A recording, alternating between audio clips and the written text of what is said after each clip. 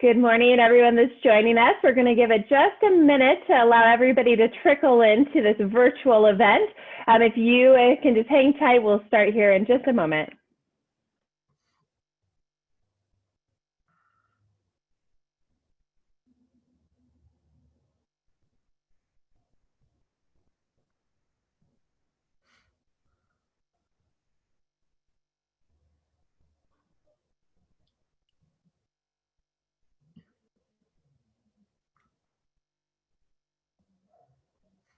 Here comes Vicki.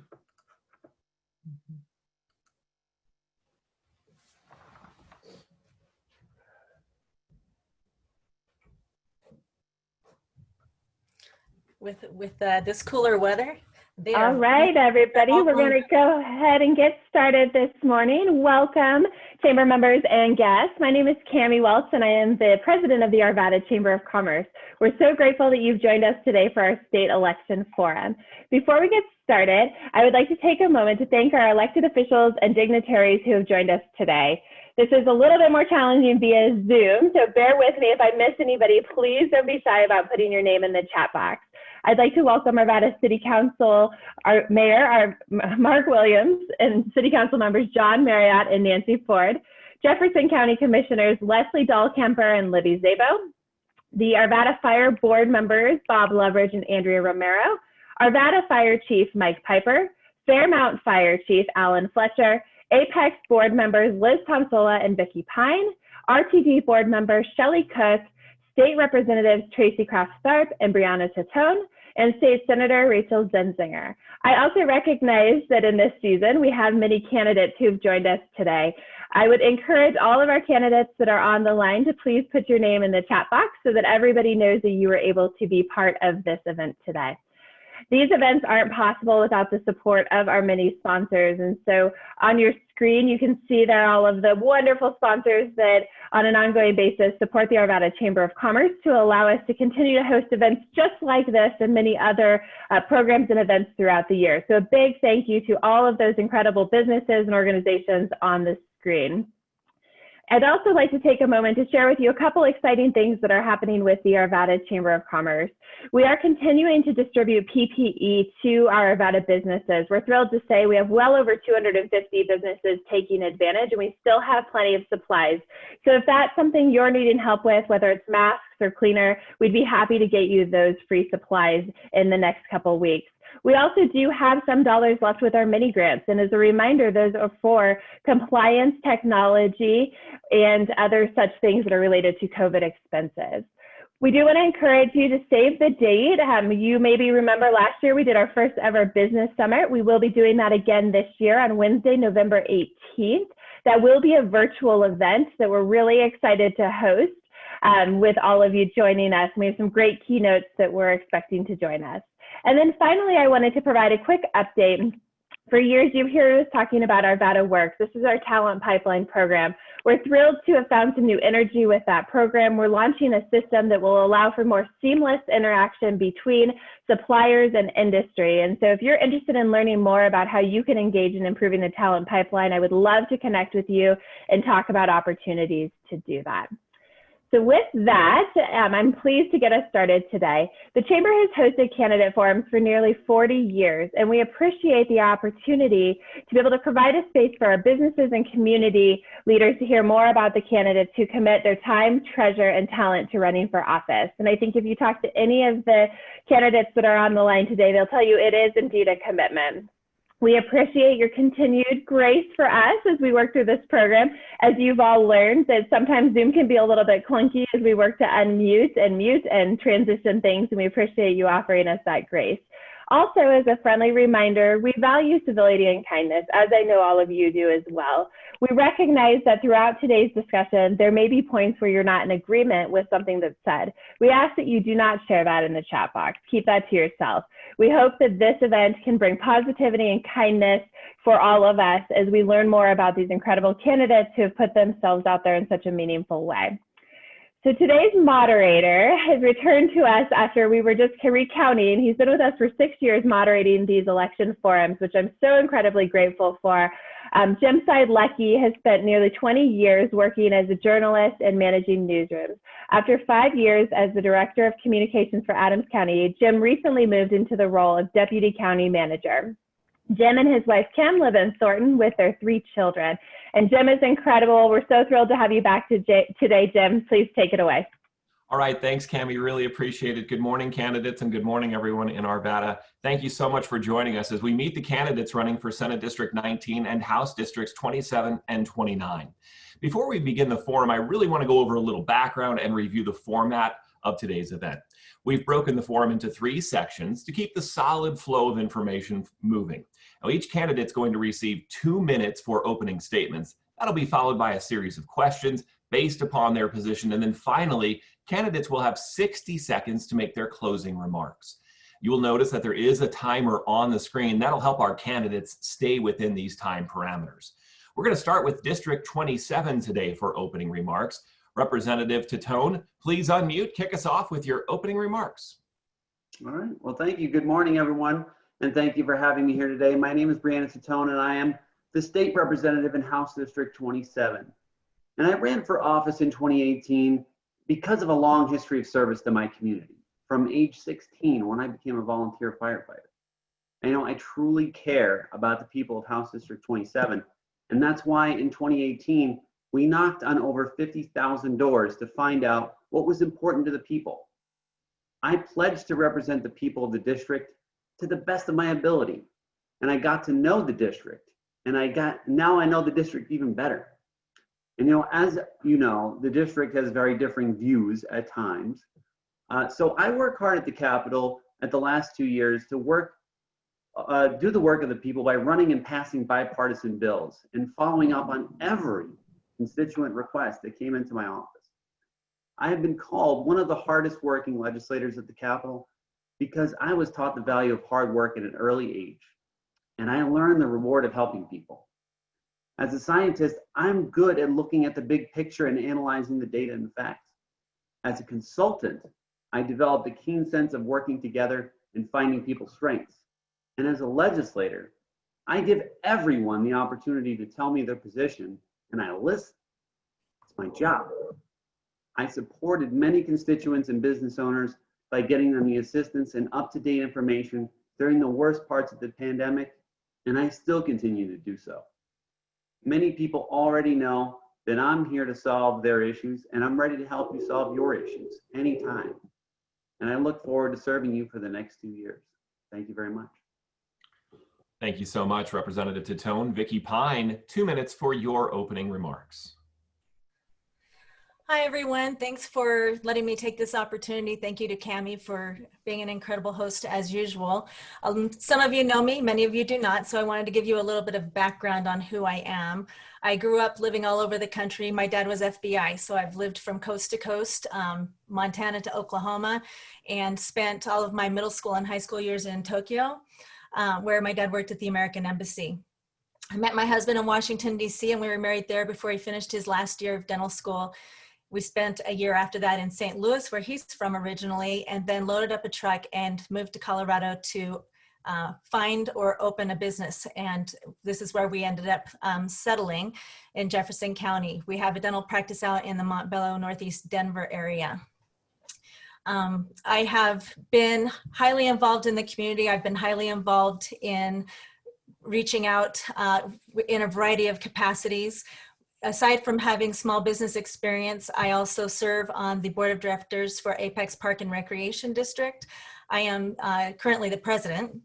I work for a nonprofit called CASA of Jefferson and Gilpin counties, and I am the program director there. Currently, we're doing a housing project, which is housing 25 youth who would otherwise be homeless. So that is one of my favorite projects that I'm working on right now. I have been experienced, I've had experience on the State Board of Pharmacy, where I worked in policy and discipline areas. I'm on two boards that are with the county and with the city. We divvy up block grant money for different folks who put in applications like Family Tree and Ralston House. So I have a very strong background in social work and reaching out to people in that area. I have all of these different experiences, and with that, I've also had a lot of time in the community. 5 kids who graduated from Ralston Valley. Okay, thank you. We're going to have to cut you off in 2 minutes. Okay. I do appreciate All right. it. Thanks. So We'll I'm just happy to be here. Thank you. No problem. We'll visit with you more in just a few moments. Let's move to House District 29, and we'll begin with Lindsey Daugherty. Good morning, everyone. It's a pleasure to be here with you today. My name is Lindsey Daugherty, and I'm a candidate for House District 29. I'm an attorney, and I am proud to have grown up here in Colorado. I've worked in DC for the House, the Senate, and the White House, so I have seen firsthand the legislative process and the importance of reaching across the aisle if you actually want to get something done. I mentioned that I'm a lawyer, but I'm also a small business owner. I own my own law firm in the area, specializing in family, juvenile, and consumer protection work. I specifically do guardian ad litem work, where I protect abused and neglected children who are taken out of their homes. I made the decision to run for office because I wanted to address some of the critical issues facing our community. I'm lucky to have teachers, union members, and firefighters in my family. My grandma was a teacher and my grandpa was a firefighter. They were able to raise a family and make a living with those professions. That isn't always possible today, but it should be. I know that Colorado has so much to offer, but for many people, it's becoming harder and harder to get by. Since I've decided to run for office, the challenges we have faced have skyrocketed. We have dealt with a pandemic, a recession, and civil unrest in the past, but never all at the same time. However, what I see here is an opportunity to elect new leaders, those of us who are dedicated to finding realistic solutions and bipartisan approaches that will help put our state, our community back on track. Again, thank you so much for having me here this morning, and I really look forward to the questions. You bet, Lindsey. They're coming up in just a few moments. Also from House District 29, Vanessa Warren-Demott. You'll have 2 minutes for your opening remarks. Hi, well, good morning. Thank you so much to our panel, Cami, and all members of the Arvada Chamber of Commerce. Business in our community is absolutely vital, so this is such a great place to get our message out to those members and to the other community. Excuse me. So my name is Vanessa Warren-Demott. I'm your Republican candidate for House District 29, born and raised in Jefferson County. I grew up right at 80th and Harlan. I grew up in a working class family. That brought its own challenges to my upbringing, as well as to my early adult life. So I've lived a lot of life here in Jefferson County. I've had many jobs, everything ranging from, which you'll get to hear about my first job, so I'll save the best for last. But everything ranging for a lot of small business owners, insurance, working at a deli, doing what I need to do to provide for my family. I know sometimes these are hard decisions to make. And working through all of that, I decided to run for office a year ago. I decided to run on a platform of mental health, school safety and education, growth and transportation. These are issues that are absolutely nonpartisan. These are issues that deserve focus in our community. Throughout this time, I hope I can share with you my passion, not just for those, but where I see all of these reach over into government's responsibility, government's priorities to take care of the people. With consent of the governed, you will see how the policies like this can really open opportunities for all, educational opportunities, as well as workforce opportunities. This is truly what we hear as candidates when we're out in the community, when we're talking not to just to the movers and shakers up here that create jobs, but down here for those people who say they want those jobs. They want their kids to be able to stay here with them. They want their kids to be able to afford the same community that they were raised in. So I appreciate all of your time here today. I look forward to all of these questions and to hearing from all of these other candidates how we can best serve Arvada and Jefferson County. Thanks. Thank you. All right, we're moving on to Senate District 19, and to lead us off in this 2-minute opening remark, Rachel Zenzinger. Well, hello, everybody. Firstly, I'd just like to thank Cami and the Arvada Chamber and its members for sponsoring this event. If my responses today are a little brief, it's because I have to rush off to a joint budget committee meeting at 9 o'clock, but it's been my policy to keep an open door to all. So If you have any questions for me after this event, I hope that you will call or email. I think you can probably sum up my legislature and my experience there with 3 words: bipartisan, effective, and accessible. And if you aren't familiar with my record at the state legislature, one of the things that you will learn about me is my ability to collaborate and my commitment to bipartisanship. I have a 100% bipartisan record for all the bills that I've carried and passed last session. And we aren't just talking about 5 bills. I sponsored and passed 47 bills last session, 100% bipartisan, no exceptions. And over half of my bills last session were actually passed unanimously. So no member of either party, in my opinion, works across the aisle in the Senate as effectively as I do. In addition to my bipartisan record, I'm also an effective legislator, and that's why my campaign slogan is real results. I try to find ways to make things happen and move forward in addressing our issues. So for example, when we were at a stalemate trying to find funds for transportation, I forged a solution which led to the enactment of a bill that generated a $500 million for transportation without raising taxes. I'm a problem solver, not a complainer. And lastly, I'm accessible. I meet with my constituents, often at my second office, which is the Starbucks at 80th and Wadsworth, to discuss issues and talk about legislation. I host town halls, coffees, even a rotating event at different local breweries. I send out a weekly newsletter, and with the help of the chamber, I've hosted my district discovery days every summer. And no matter if we agree or not, I always take the time to listen and forge compromises and represent my district in the best possible way. I'm Rachel Zenzinger, and I do hope to earn your vote for re-election this November. All right, thank you so much. Also, Senate District 19, Lynn Gerber. Lynn, go ahead. You'll have 2 minutes this morning. Good morning, and thank you, Jim. Thank you, Cammie, and I know all these ladies except for Lindsay. So this is pretty exciting. I am definitely not a politician, never planned on being one, but here I am today.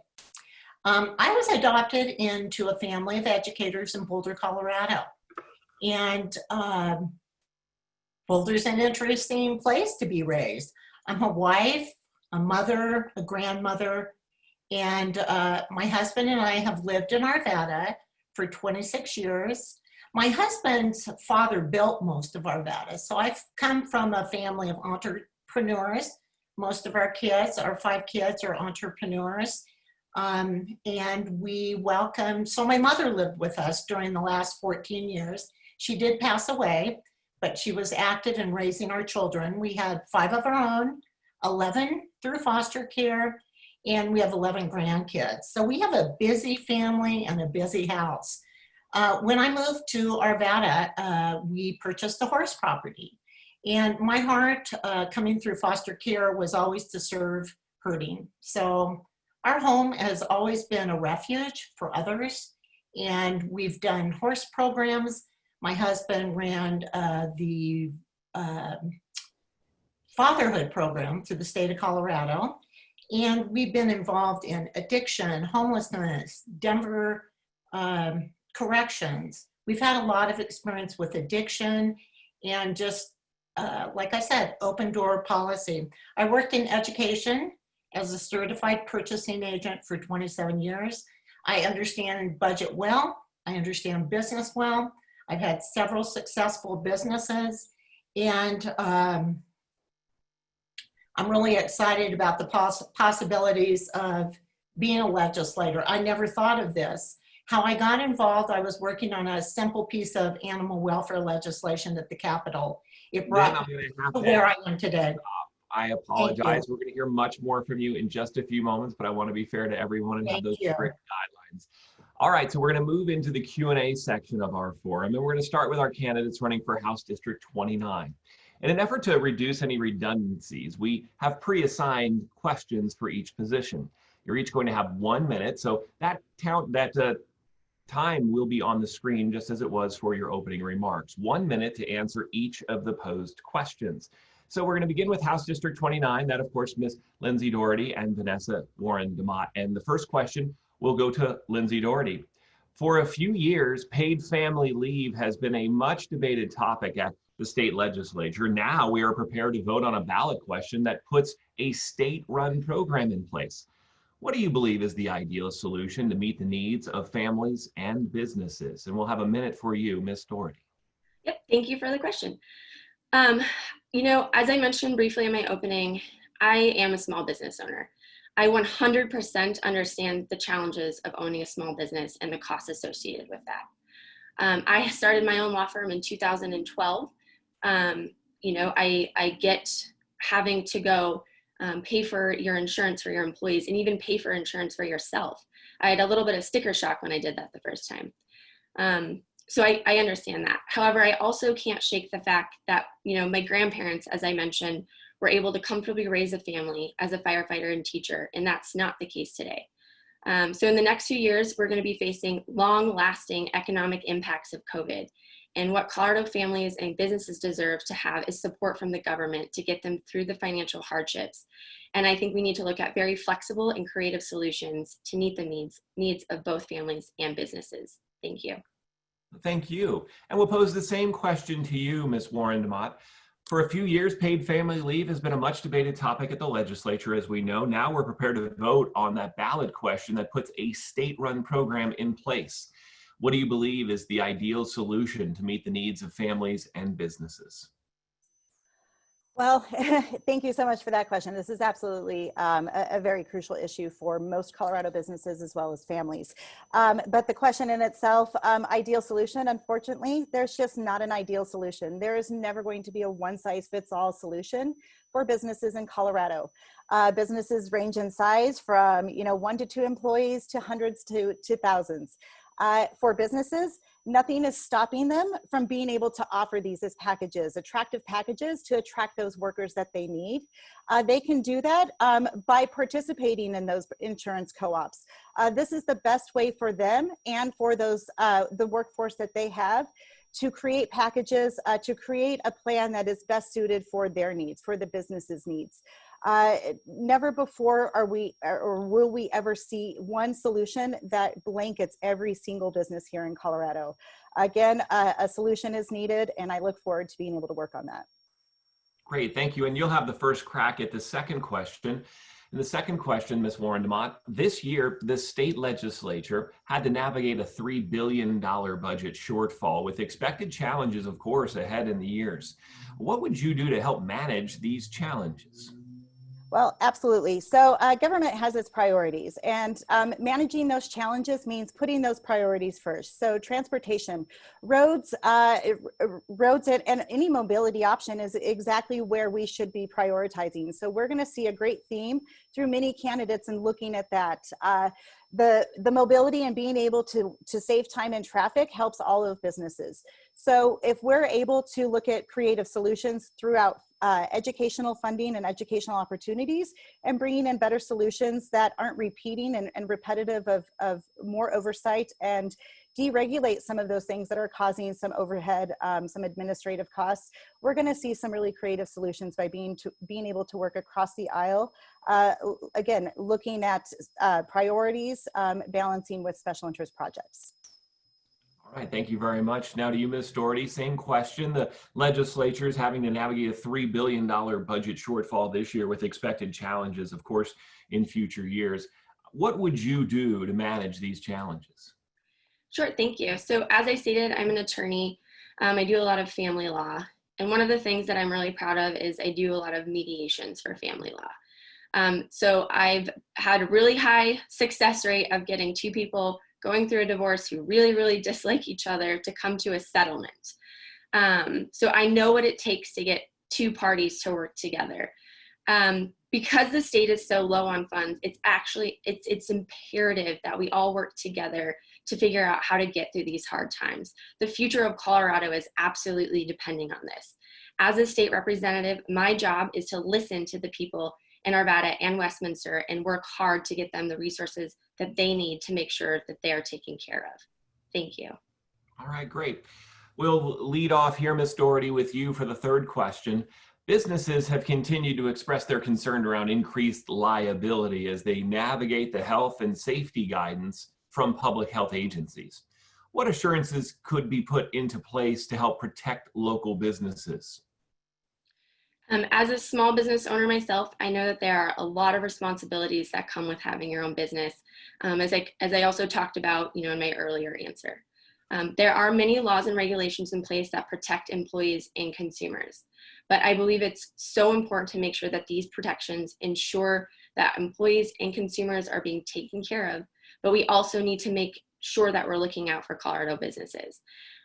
I've went and spoke to a few Arvada business owners in the past few weeks because I really want to understand the unique challenges that they're going through. And I think the way to do that is by reaching out. But I love to hear from more people, and that's always my priority. Again, as a representative, it would be my job that I'm making sure I speak to the people in the district. And to do that, I need to communicate with the constituents, which I have absolutely been doing. I've been having a lot of, Zoom town halls and personally contacting people. So thank you for that. You're very welcome. Thank you very much for the answer. That is the third question. And Ms. Warren-Demott, you'll have an opportunity to answer the same question as it relates to liability and businesses continuing to express their concern about the increased liability, navigating health and safety guidance from our public health agencies. So what assurances do you believe we could put in place to help protect some of these local businesses? Absolutely. This is a great question. As we have seen through this pandemic, businesses have had to pivot. They've had to open up outdoor seating. They've had to really work with their local municipalities and extend some of those business licensures.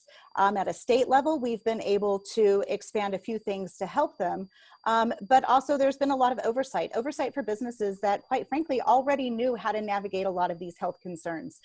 Regulations that had always been put in place for our restaurants, for hair salons, for tattoo shops. These are places that have always adhered to these community standards, to these public health standards. We can be a better assistant to them by making sure that we give them back their business. They're able to better navigate these standards when they're making money. They run on such small profits. We need to be a better partner by letting them do what they need to do and trust that we've given them licensure to operate that business accordingly. All right, great. Ms. Warren-Demott will lead off this final question with you. What do you believe is the biggest challenge that Colorado is facing currently, and how would you address that challenge? Oh, mental health. I am so glad you asked this question. Mental health absolutely reaches over into every aspect of our community. It reaches over into education, to law enforcement, into public safety. I have a child who is diagnosed with a severe psychiatric disorder. Every day, this is medication management. Every day, this is time away from school.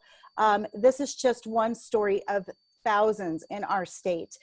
Being able to get them access to that, being able to really spearhead what else we see in our communities of substance abuse, of homelessness, all of these have a true basis within being able to address mental health early on. I want to fight, I want to be an advocate. This is absolutely a place where we can make some great change.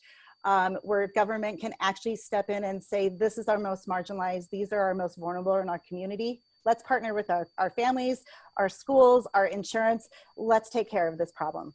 So thank you, great one. You're welcome, and thank you for your response. Same question to you, Ms. Daugherty. What do you believe is the biggest challenge Colorado's facing? And more importantly, how are you going to address the challenge? Sure, thank you.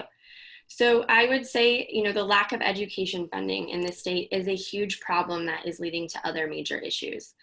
Issues like homelessness, substance abuse, and mental health issues could be avoided if kids are given the resources that they deserve through schools to combat these behavioral or domestic problems. As I stated earlier, one of the areas of law I do is guardian ad litem work. And I have, my minor child clients they're taken out of these homes, and a lot of times the only resources they get, the only time they eat in a day is in school. And we need to be making sure that we are doing absolutely everything possible that we support these kids that I represent and try to give a voice to, so that they're able to have a better future, because they are our future in Colorado. Thank you. Great. Ladies, thank you so much for those longer answers where we allowed you each 1 minute. We're now moving into the fire round. So we're going to hope to keep it to 3 words or less. 3 words or less. That's the challenge. It's not so difficult, the questions. It's keeping it to 3 words. All right. I'm going to reverse the order here this time. I believe Ms. Daugherty led off the longer form. So Ms. Warren-Demott, your favorite place to shop or eat in Arvada? Oh gosh, I'm totally biased. I have a family who's got a restaurant, Randy's Pizza, over on 64th and Ward. So anytime I can have an excuse to eat carbs, yes, Randy's Pizza. Friday night pizza was a thing in my house growing up. Not a bad idea tonight. All right, Miss Daugherty, favorite place to shop or eat in Arvada? Schoolhouse. Great, great. Okay, so back to you, Miss Daugherty. Last book that you've read? John Grisham, The Guardians. Okay. How about you, Miss Warren-Demott? The Boy Who Was Raised as a Dog, Dr. Bruce Perry. Okay, great. You'll have first crack at this one. What is the most common topic that comes up when you're out campaigning? Public safety, education. Miss Daugherty, the most popular? COVID and education. Okay, and you'll have the first crack here, Miss Daugherty. If you could have coffee with someone dead or alive, who would that be? My grandpa. Great. Miss Warren-Demott? Wow, my grandpa as well. All right, Miss Warren-Demott, what was your first job? Aramark, working at a Coors Field. And Miss Daugherty? A soccer referee. How cool. All right. Thank you so much for the passionate answers. Both of you ladies did a great job. We'll move on to House District 27. It's Brianna Titone and Vicki Pyne. And Brianna, we're going to start with you. Question number one is, Gallagher is a complicated issue that voters will have an opportunity to weigh in on through this year's ballot. Can you tell us your position on Gallagher? Yeah, thanks for the question. You know, Gallagher has been around since 1982, and when they actually started this whole concept, they never really imagined that 77% of the property value would be residential. And the equation that they have, putting the burden on business and commercial property, is really tipped the scales quite a bit on them to try to keep the balance of the 55-45. So I do support the repeal of the Gallagher Amendment, the ballot initiative that we have on there right now. It was a bipartisan effort, and I think that it's going to help us get the funding to schools, especially in areas where the local share of education funding is really critically low, and we can really fix that by helping with this. All right, thank you so much for the answer. Now, Ms. Pyne, you'll have an opportunity here. Gallagher, a complicated issue. What is your position as voters have an opportunity to weigh in on Gallagher on this year's ballot?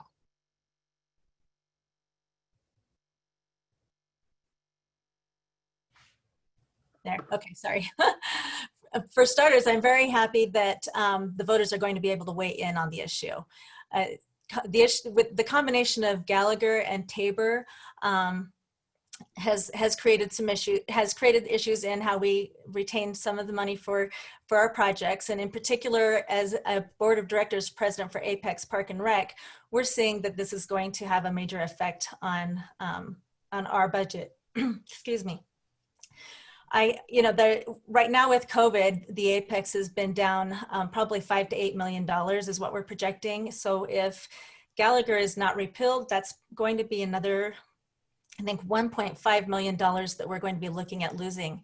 So it's critical for people to realize what services are going to be affected.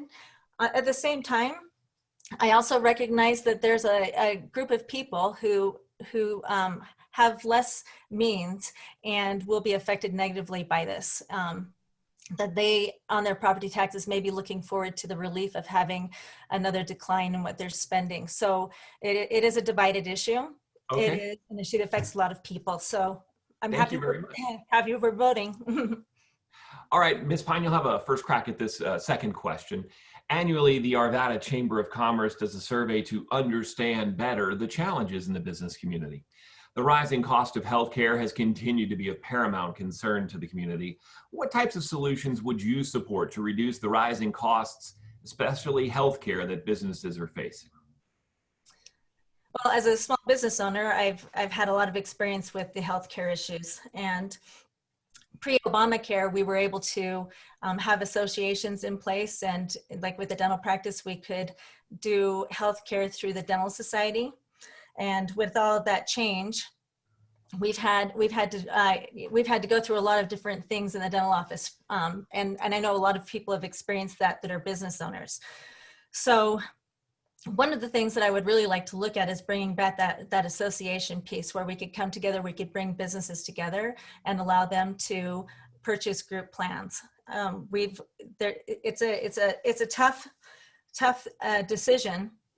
It's expensive. It's the number one place that, medical is the number one place that the budget is spent in the state. So we need to really come together and work across the table and decide on some really good strategies and bringing down costs and bringing down the co-pays and all of the different things that people are experiencing. Thank you. We appreciate it. All right, Brianna, we'll have the same question for you. The challenges healthcare, obviously of paramount concern across the business community. What types of solutions would you support to reduce the rising costs that businesses are facing? Well, thank you. I serve on the Health and Insurance Committee. So there are many bills that we've actually already looked at over the last couple of years that I've been in office. And some of those that we've already addressed is limiting the cost of insulin for people. We were the first state to do that. We approved the importation of drugs from Canada to lower prescription drug costs.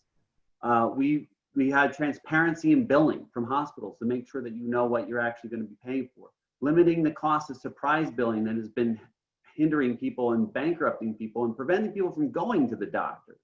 And then we also did physical and mental health parity.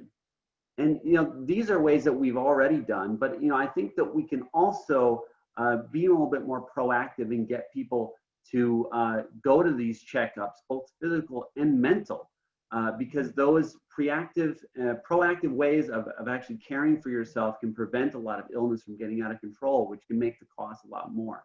We can keep costs down that way. Great, thank you so much. Appreciate that answer. You'll have the first crack at this next question. What can be done to drive opportunities for Colorado to thrive in the coming years, given the challenges we're likely to face? Well, we really need to tap into the talent that we have here in Colorado. We have a lot of great innovators and a lot of companies that are doing a lot of great work. And I think that there's a lot of different areas that we can focus on that Colorado is already sort of being a leader on.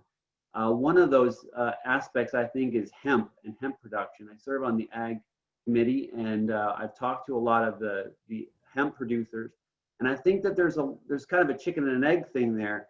We need to actually get some more of these businesses to produce the products out of hemp and actually get the ag communities to grow more of the hemp. So that way we can kind of have that circular piece there. Also, recycling has been really dismal here in Colorado, and there's a lot of opportunities. And I've been talking to a couple businesses that turn waste plastic into raw materials for manufacturing. And I think that, talking to those stakeholders, there's some opportunities there to create business and also help our environment at the same time. Thank you very much for the answer. All right, we'll have the same opportunity for you, Ms. Pyne. What can be done to drive opportunities for Colorado to thrive in the coming years? I think we need to look at being more business friendly. Coming from my perspective in helping emancipating foster youth, there have been a lot of government policies that have hurt the job market for our vulnerable population. I think there are too many jobs, there aren't too many jobs that are considered entry level anymore because of the policies that have been put in place.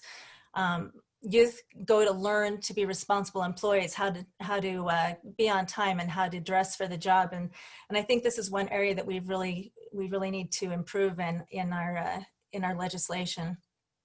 When employees need to ensure anyone is full-time, who is full-time, when employers have to provide insurance and benefits and sick leave and all of those kinds of things right down to their entry-level positions, it eliminates their desire to hire somebody who has no experience. And I've noticed this a lot with the youth that I'm working with in CASA.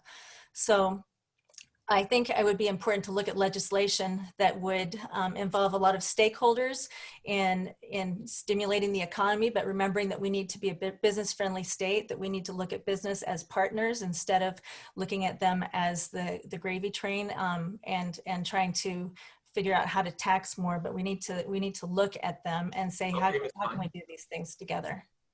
Thank you so much. We're going to give you the first crack at this final long question, then we'll get to the fire round as well. How can we support the prioritization of infrastructure funding? We're talking about roads, bridges, et cetera, in 2021 and beyond. Well, that's a difficult topic, and I was just speaking with a very conservative friend the other day who is not in the legislature but is a leader in the community, and we were discussing this and the topic of how we're going to come together. We both agree that this has to be something that is done mutually, bipartisan, and that this is a priority that needs to be addressed. 2 years ago, this was one of the #1 things that we were talking about, but I think when I look at things that we do with Apex and the school board, when we get bonds passed, we're talking about asking for money and putting it directly to a specific project. I think people are more open to seeing where their money is going and what they're buying. So looking at doing legislation down the road, I think we need to say, okay, this is what we want to do. We're going to prioritize our roads and bridges. We're not going to spend on other things until we have those pieces put in place and at a level where we're just doing maintenance. And then we can talk about spending that money in other areas. But for now, I think if we want to go to the taxpayers and ask them for money, and really that's what's going to happen, we have to give specifics. Thank you. Thank you very much, Representative Titone. Same question to you. How are we going to support the prioritization of our infrastructure funding, roads, bridges, not only for 2021, but down the line? Well, you know, there's a lot of things that are going on with ballot initiatives asking the taxpayers to give money for transportation, and all of those things have failed over and over again. So getting the money is actually really difficult, and there's a ballot initiative on the ballot right now that's going to make it even more difficult, and that's ballot initiative 117. And that is going to not allow the legislature to form enterprises, which are a way that we actually, the only way that we have to get around the restrictions of Tabor to actually get money in the door. Now, there could be some ways that we could utilize that by creating financing initiatives and establishing another fee that would be similar to the gas tax, but would be sort of a usage fee. These are some of the ideas that are coming out. But if we eliminate this idea of using enterprises for this purpose, we're going to cut off a lot of creative ways that we have already to utilize funding, and we cannot let that happen. Great, thank you. We're going to move into the fire round now. So we'll lead off with Ms. Pyne here. 3-word answers is what we're looking for, and we'll start with the softball. Your favorite place to shop or eat in Arvada? Okay, so I'm going with shopping, and it's Wright's Nursery for plants because we're in the garden season. All right, your favorite place to shop or eat, Representative Titone? My hometown place of Jackson Steamers and Five Parks. Okay, great. The last book that you read, Representative? Between the World and Me. Okay, same question to you, Ms. Pyne. Redemption by David Baldacci. Okay, and you'll have the first crack here. What is the most common topic that comes up when you're out campaigning? Education. Okay, Representative Titone? Same thing, education. All right, that sounds like we're in unison somewhere, right? All right, Representative Titone, if you could have coffee with someone dead or alive, who would that be? Jeanette Rankin, the first woman in Congress. Okay, great. Ms. Pyne? Secretary of Housing, Ben Carson. All right, and Ms. Pyne, what was your first job? Pool snack bar. And Representative Titone? I was a dishwasher. A DMO, huh? A dish machine operator. Have been there and done that myself. Thank you two so much for the great answers and for putting yourselves out there to represent the community. We're on to Senate District 19 right now. Ms. Zenzinger, Ms. Gerber, and we'll lead off with Rachel Zenzinger, and the homelessness topic is where we're going to begin the conversation today. The first question is that obviously homelessness continues to be in the minds of a lot of folks around the metro area. What will you do to drive action to improve our homelessness response? I'll let you go ahead and have a minute on that one, Senator Zenzinger. Great. Well, thank you for the question. I think that by the time that we see people actually on the streets, homelessness has already become a local problem. I think it's really important that we focus on what's the role of the state as a legislator for this issue. So I think it's going to be really important that we direct resources towards methods that help prevent homelessness in the first place. So making sure that our kids get a good education so that they may find good paying jobs. I think that we do need to address affordable housing so that people can stay in their homes. And I specifically targeted this problem with a bill that I ran in 2019 that helped increase tax credits on the allocation of affordable housing. And then I also helped to address the construction defects issue. Reform in that area is really going to help us open up what we consider to be the most affordable option for homebuyers. And then lastly, I think that we probably should look at addressing some of the gaps in mental and behavioral health funding. Great, thank you so much. Ms. Gerber, same question. Homelessness continues to be on the minds of a lot of folks. What would you do if elected to drive action and improve our homelessness outcomes? Well, you know, isn't it sad? The homeless population has grown 50%. I think as a legislator, we can't be involved in all types of legislation. So I don't know that you know, I think we can make a mistake by being involved in areas that we're not on education, and I try to stick in the lanes that I'm best at. I've worked with a lot of homelessness. Homelessness comes in primarily from addiction. I think it's important that our community leaders bring resources and the right people. There are many solutions, and we're obviously going to have to address these solutions. And I'd love to sit in. I know a lot about it, but I think getting off into areas that we're not expertise in. I had a situation where I had worked with Rachel and Brianna on animal welfare legislation as I'm a lobbyist at the Capitol. I know them both. And I think what can apply to what I'm talking about is Brianna basically told me really nothing, not her expertise, and I appreciate her candor and honesty. We didn't get much further. Rachel and I did make some headway. I need you to wrap it up, Ms. Gerber. Only 1 minute on each of these answers. Okay. So I think we need to, the key is we need to operate in our own lanes. Okay, great. Thank you. You'll have the first crack at the second question, and it is related to COVID-19 causing difficult economic and social implications across our state. What action would you recommend to support our small business community? Well, I think we need to be consistent. I think with COVID, we have to be consistent across the board. Either we're going to open or we're not going to open. I've seen a lack of consistency in businesses. And because I speak to so many business owners, and we are business owners, we either across the board close down everyone or we reopen. Okay, great. Thank you so much for the answer. We'll move to Rachel and ask the same question. Obviously, a lot of economic and social implications across the state due to COVID-19. What action would you recommend to support the small business community in particular? So thank you for the question. I did pass 4 bills for COVID recovery when I was in the legislature this last session. And one of those bills was Colorado's version of the PPP program. It was called the Small Business Recovery Loan Program. And because so many of our small businesses were not able to use the federal program, we felt that it was really important that the state step up and provide in this area. The other 3 bills that I passed help involve energy assistance, housing assistance, help for food banks. And these kinds of bills do have a positive effect on small business, but I think that we need to be more directly supportive of our small businesses. And what that could mean for us in this next session is extending that small business recovery loan program. It's supposed to be temporary, but maybe we need to do some more around that. And then also, I think that we need to be very careful about additional mandates on business that could drive up costs.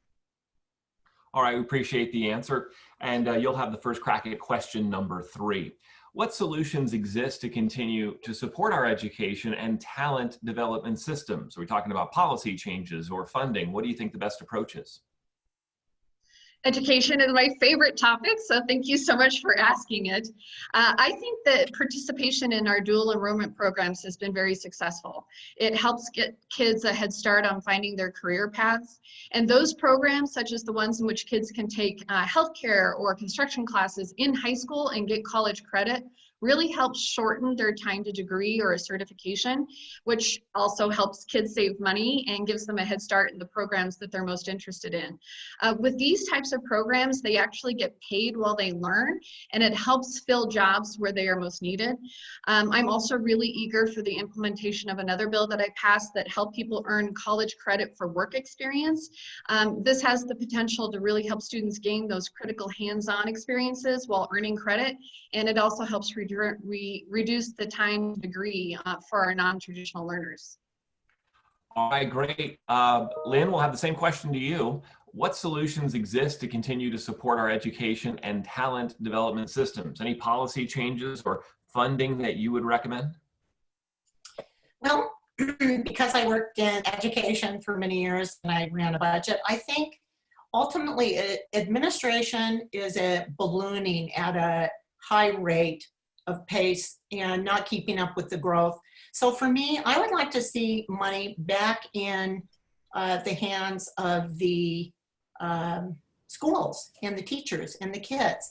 And I think that can be achieved in many different aspects. I think if administration, the money comes in from the state to the school, and I think we can look at creative solutions, and maybe the state, there could be trade-offs for dollars to get money, less administration, less overhead, and let's get the money back in the schools, in the hands of the schools.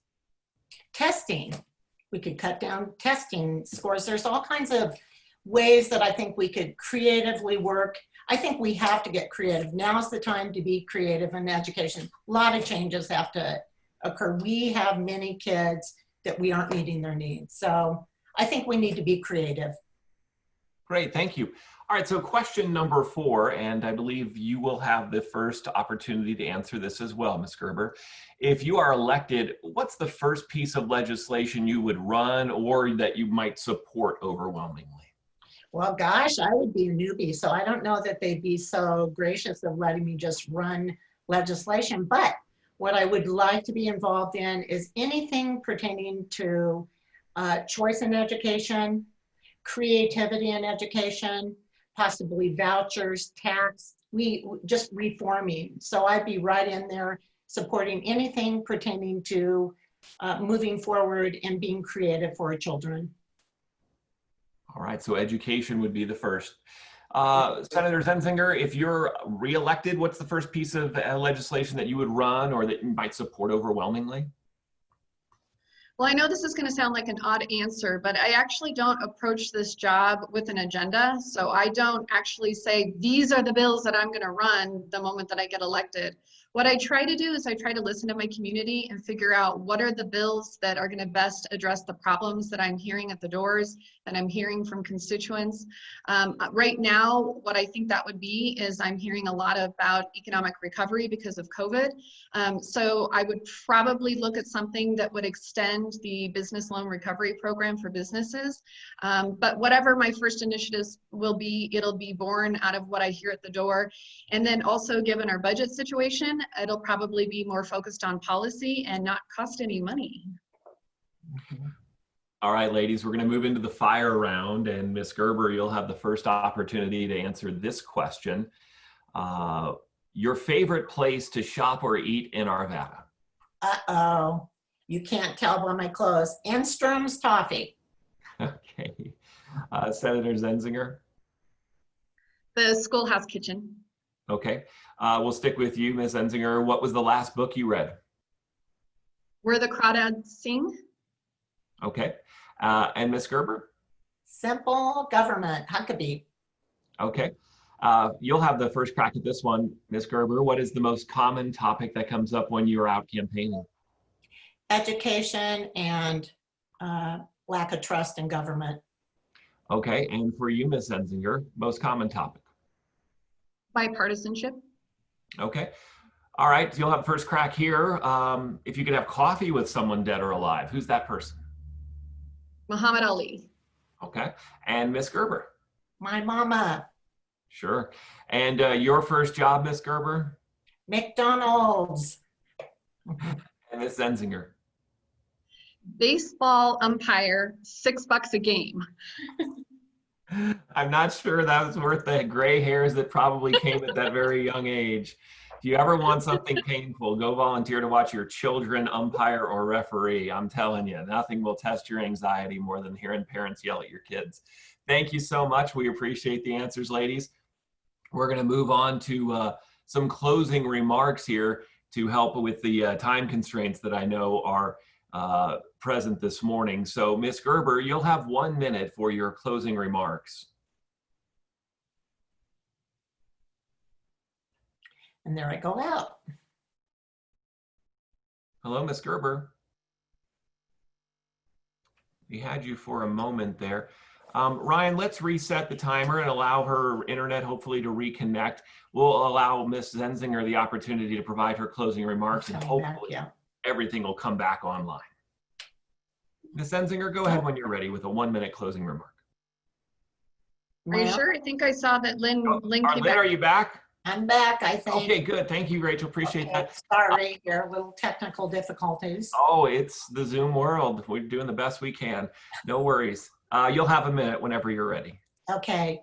Well, I have a heart to serve, and I love others as represented from my work since I was little. I will never be a politician. I never intended to even be in this position, but this is where I am, and this is where I will serve. I'm a leader. I understand business. I think government must get back to operating as business. We have to start saving, and we have to prepare for rainy days. I think I bring a great amount of experience with education, business, people, and I have a lot of experience in lobbying. So I understand the Capitol, I understand politics, and I understand people. Thank you for having me today. Oh, thank you so much for joining us and for those closing remarks. Senator Zenzinger, you'll also have a minute. Well, great. Thank you to everyone for allowing me to speak here today. It's really been a pleasure. And I hope that if you picked up on just 3 reasons to vote for me, it's because I'm bipartisan, I'm effective, and I'm accessible to my constituents regardless of their positions on the issues. Now, those characteristics have contributed to the dozens and dozens of endorsements that I've received from organizations that sit on a wide range of the political spectrum, and in fact, groups that may seem quite opposite from one another. So for example, I have the endorsement of the Colorado Chamber of Commerce, Casey, as well as the endorsement of the AFL-CIO, Labor. I have the endorsement from Conservation Colorado, and I have the endorsement from the Colorado Petroleum Marketers. Now, do they love me because of every bill that I've passed? No, but they know that I'm collaborative, and they know that I work really hard to find reasonable compromise. I've been a friend to business during my time in the legislature, and I was named the most business-friendly member of my caucus by the Denver Business Journal. So for more information about me and my campaign, you can go to my website, which is rachelforcolorado.com, and please vote the moment that you receive your ballots. All right, thank you very much, both of you ladies. We really appreciate your cooperation and participation, probably a much better word to use this morning. All right, House District 27 is where we'll go next, and our closing remarks will allow Ms. Vicki Pyne to lead us off there. You'll have 1 minute, Ms. Pyne.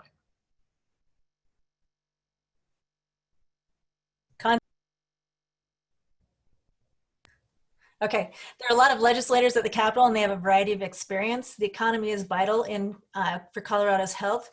I believe my experience as a business owner with the staff and all of the responsibilities that come with that are very important at this time.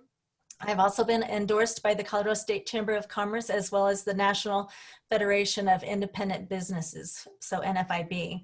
I also believe my experience in the healthcare profession has educated me on both sides of the equation when it comes to insurance.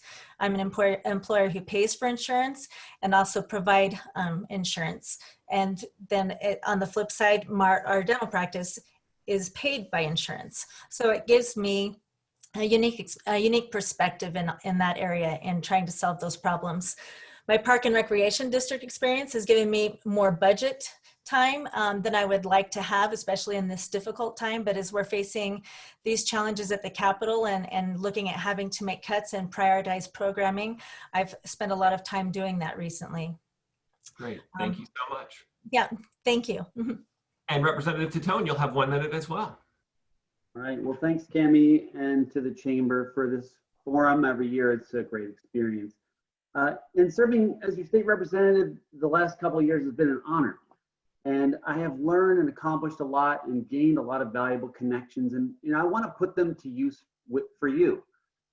I've earned the trust of many people at the Capitol, and I'm prepared and ready to continue to put the hard work that you expect from this position. And I would be honored to have your support for this upcoming election again. You can find out more information about me at briannaforcolorado.com. I want to do more bipartisan legislation down at the Capitol in the next coming years and listen to everyone's concerns and be sure that we are actually hearing everyone and representing everyone in this district, because that representation matters, and you should feel that your voice is being heard and is being voiced appropriately at the Capitol. So thank you very much. Great. We want to thank both of the candidates for House District 27, and now we'll move to House District 29, and we'll have Vanessa Warren-Demott lead us off with a 1-minute closing statement. Absolutely. Thank you so much, Jim. Thank you, Cammie, and all of Arvada. This is always such a great opportunity to get out and talk with your constituents and those in the business community.